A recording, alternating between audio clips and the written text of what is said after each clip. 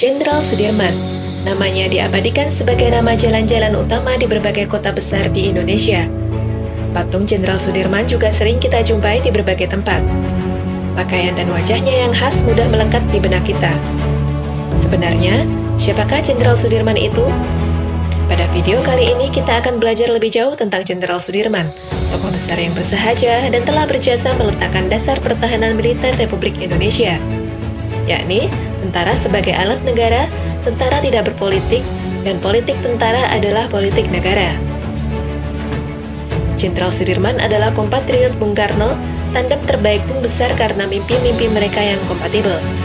Dia adalah kaki kanan Bung Karno, sementara kaki kirinya adalah Bung Hatta.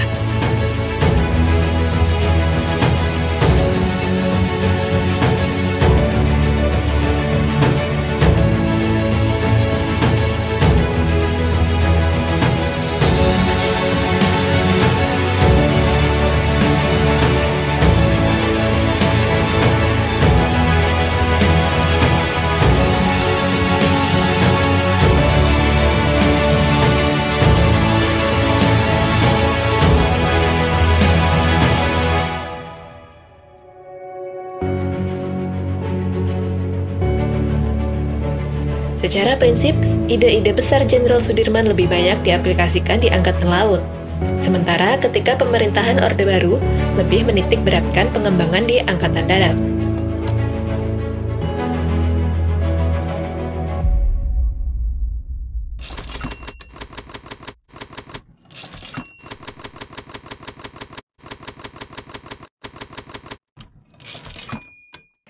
Jenderal Sudirman terlahir dengan nama asli Raden Sudirman, lahir pada tanggal 24 Januari 1916 di Purbalingga, Jawa Tengah. Ayahnya bernama Karsid Kartawiraji, seorang pekerja pabrik gula di Kalibagor, Banyumas, dan ibu Siem yang merupakan keturunan Wedana di Rembang. Ia memiliki satu saudara yakni Muhammad Samingan. Jenderal Sudirman dibesarkan oleh pamannya Raden Cokro Sunaryo, seorang camat di Rembang. Bersama pamannya tersebut, sang jenderal memperoleh pendidikan yang layak. Di usianya 7 tahun, ia sekolah di Holland Inland School yang kemudian dilanjutkan ke taman siswa saat usianya 8 tahun dan pindah ke sekolah Wirotomo.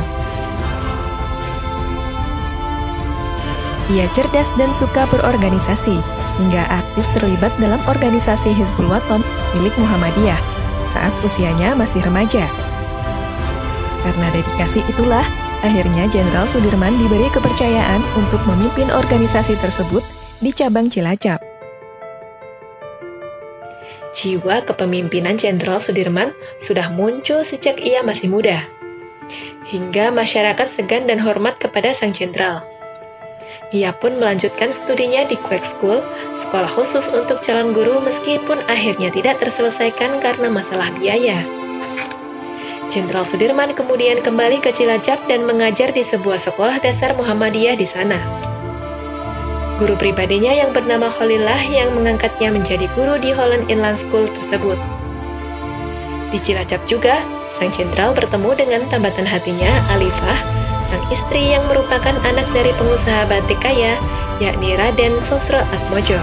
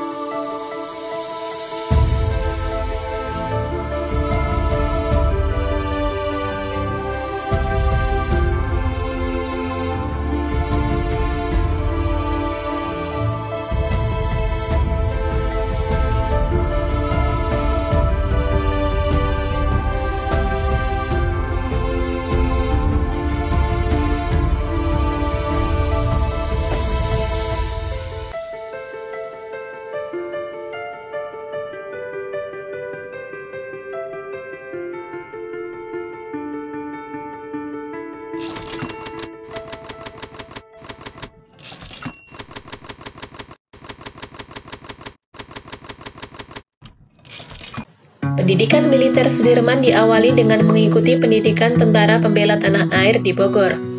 Setelah selesai pendidikan, ia diangkat menjadi Komandan Batalion di Kroya. Sebelum diperintah Jepang, Jenderal Sudirman sudah lebih dulu dipercaya pemerintah Belanda untuk memberikan pelatihan kemiliteran untuk para tentara pribumi.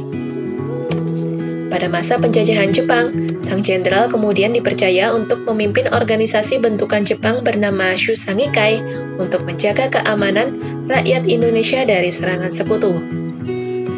Organisasi tersebut termasuk di dalamnya adalah Pembela Tanah Air atau PETA. Jenderal Sudirman pun menjadi Ketua Badan Keamanan Rakyat dan Letnan Kolonel Komandan Resimen 1 Divisi 1 Tentara Keamanan Rakyat Karesidenan Banyumas. Pada tanggal 12 November 1945, Jenderal Sudirman diangkat menjadi Jenderal Panglima Tertinggi TKR dan Panglima Besar TKR pada 18 Desember 1945. Karir militernya berlanjut cemerlang hingga memperoleh pangkat Jenderal Panglima Besar Tentara Rakyat Indonesia pada 25 Mei 1946. Ia pun menjadi Jenderal Panglima Besar Tentara Nasional Indonesia yang pertama dengan usia termuda, yakni 31 tahun.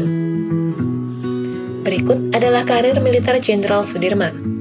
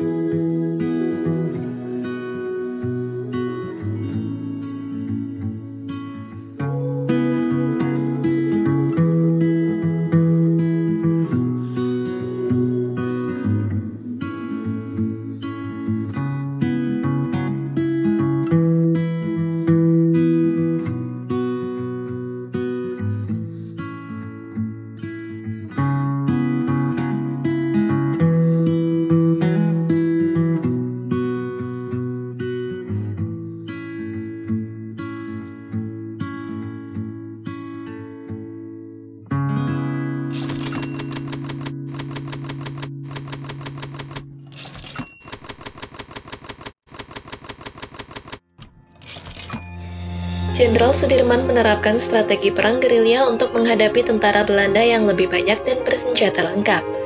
Strategi yang cukup membuat pasukan Belanda kocar-kacir dan gregetan.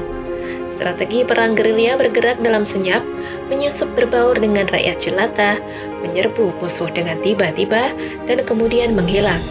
Lenyap ditelan lebatnya hutan dan gelapnya malam, pasukan kecil ini pun selalu bergerak berpindah-pindah.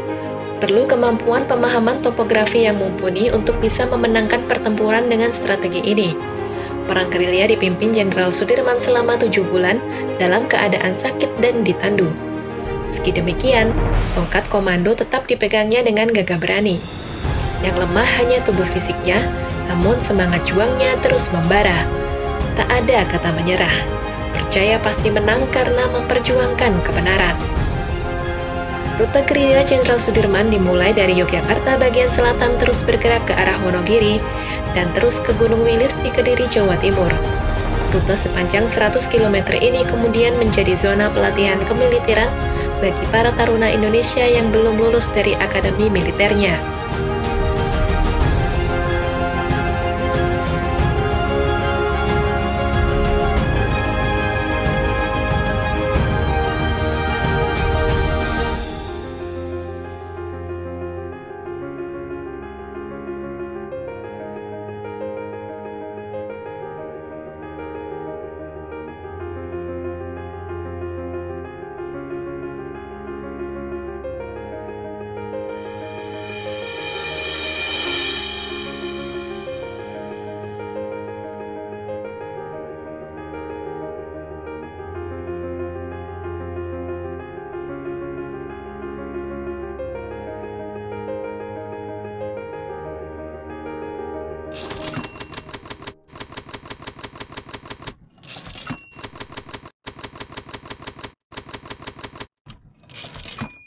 Jenderal Sudirman memiliki kepribadian yang tenang dalam memecahkan masalah, menemukan cara yang solutif, gigih, dan sangat teguh dalam memegang prinsip.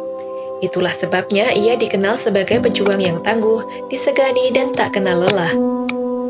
Tak hanya itu, untuk yang mengenalnya cukup dekat, seringkali mendengar cerita mengenai kesaktian sang jenderal yang berkali-kali menyelamatkan pasukannya dari gempuran musuh dengan cara-cara di luar nalar. Sejak kecil, Jenderal Sudirman dididik sebagai penganut agama Islam yang taat, tak pernah lepas dari ritual ibadah dimanapun, kapanpun, dalam situasi apapun. Tapi sebagai orang Jawa, sang jenderal disebut-sebut juga menekuni spiritualitas yang membuatnya memiliki kemampuan adikodrati yang memampukannya mendengarkan tuntunan agung dari sang sumber kehidupan. Hal yang bisa dicapainya karena egonya telah luruh. Perjuangannya sungguh-sungguh tulus untuk membebaskan negeri ini dari penjajahan 100%. Tak ada hasrat sedikit pun mengejar jabatan, kekayaan, ataupun kepentingan egoistik apapun. Ia berjuang dengan tulus untuk rakyat dan bangsanya dengan kemurnian hati. Tak ada yang membuatnya gentar, karena ia yakin kekuatan Sang Maha bersamanya.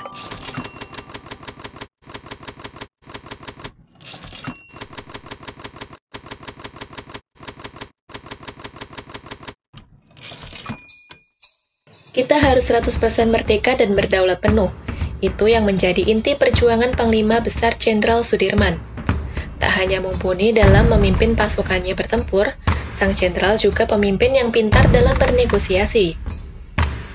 Diplomatik pertama yang gagal adalah perundingan Linggarjati, yang dalam penyusunannya ikut andil sang Jenderal Sudirman sebagai Panglima Besar. Hasil dari perundingan ini adalah persetujuan Linggarjati, menciptakan negara Indonesia Serikat yang diakui oleh Belanda sebagai bagian dari Kerajaan Belanda. Perundingan berikutnya adalah Perundingan Renville yang diadakan di kapal perang Amerika Serikat USS Renville. Hasil kesepakatan Renville pada 17 Januari 1948 menetapkan batas-batas wilayah temporer antara kedua belah pihak. Indonesia harus mengembalikan wilayah yang berhasil diambil pada agresi militer Belanda I kepada Belanda, dan mengharuskan Jenderal Sudirman menarik 35.000 pasukannya.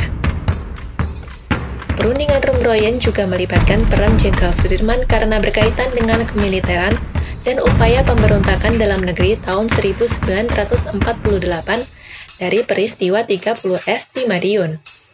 Perundingan ini membahas masalah penarikan pasukan Belanda dari Indonesia dan penyerahan kekuasaan. Kecewa dengan hasil perundingan Rumroyen, Jenderal Sudirman menolak gencatan senjata, sementara Bung Karno menyetujuinya. Dari beberapa perjanjian dengan Belanda, Jenderal Sudirman terus mendesak Soekarno untuk tetap melanjutkan perang gerilya karena ia tidak percaya Belanda akan benar-benar memenuhi janjinya.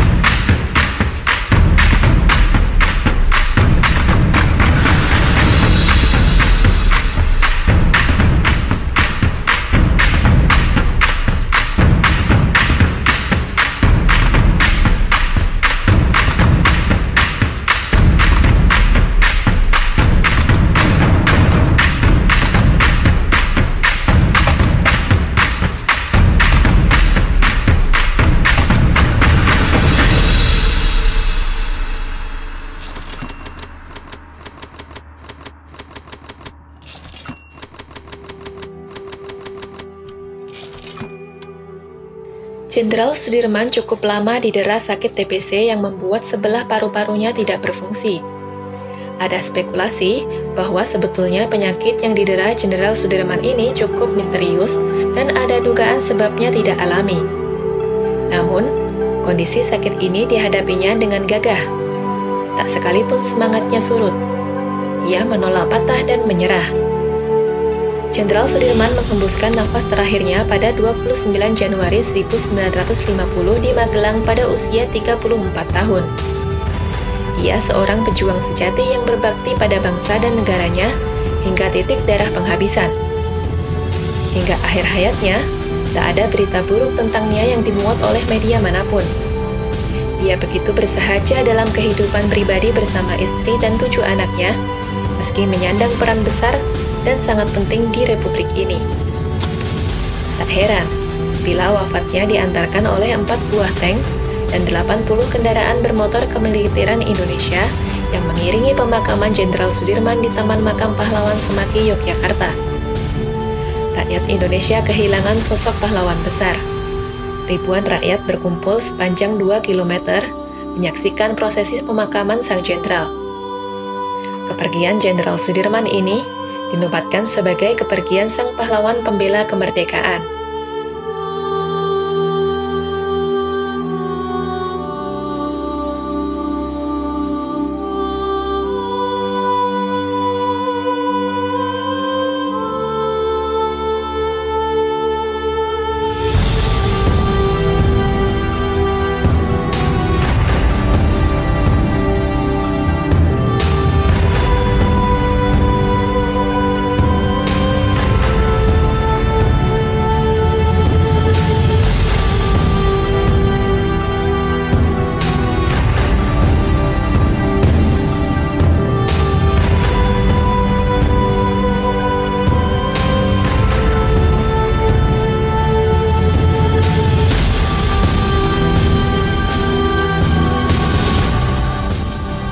Demikianlah sosok Jenderal Sudirman, peletak dasar pertahanan dan militer Republik Indonesia.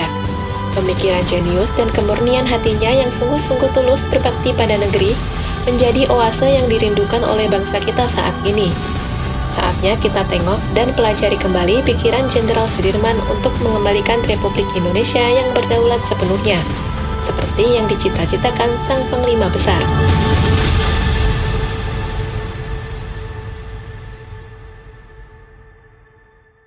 Pesan khusus dari sang Panglima Besar untuk kita semua bangsa Indonesia.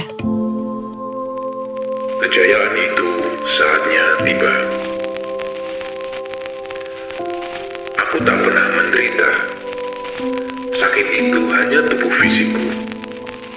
Aku lahir untuk membebaskan negeri ini dari penjajahan. Ada yang berkhianat di dalam pasukanku. Bukannya aku tak tahu. Aku tahu, tapi tak bisa kusingkirkan. Karena memang begitulah rancangan agungnya. Aku harus mati muda. Lanjutkan perjuanganku, membebaskan negeri ini dari penjajahan. Anak-anakku, aku mendampingi perjuangan kalian. Kesatria berjiwa murni, tentara ilahi, itulah yang aku dulu tak punya. Sampaikan cerita tentangku dengan kebenaran sepenuhnya. Aku memberkati. Selamat bertugas.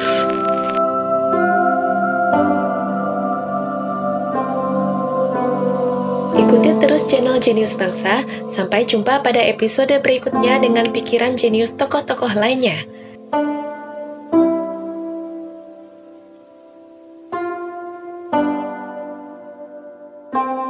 Jangan lupa like, share, dan subscribe.